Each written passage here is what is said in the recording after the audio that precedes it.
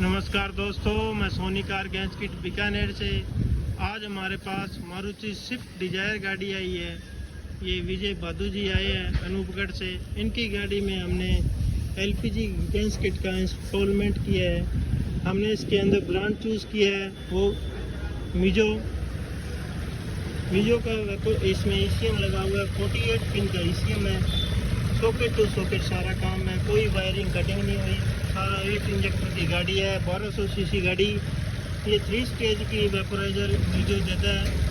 साथ ही साथ ये फ़िल्टर 360 डिग्री हर 10,000 पे ये फ़िल्टर क्लीन कराने हैं। अपने को सेफ्टी ये रखनी है कि इंजन पे पानी ना लगाए, और साथ ही साथ हर 40-50 हज़ार पे इनके स्पार्क प्लग चेंज कराए। टर्मिनल्स लूज ना रहे, इसका खास ध्यान रखना है। गाड़ी चली हुई है मात्र 71,652 किलोमीटर।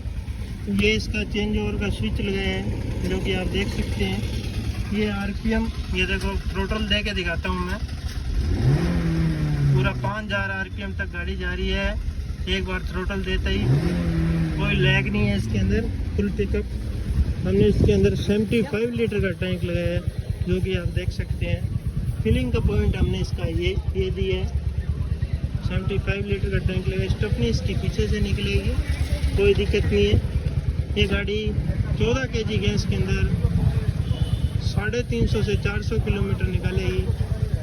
ये अनूपगढ़ से है, विजय भादू इनकी गाड़ी में लगाई है।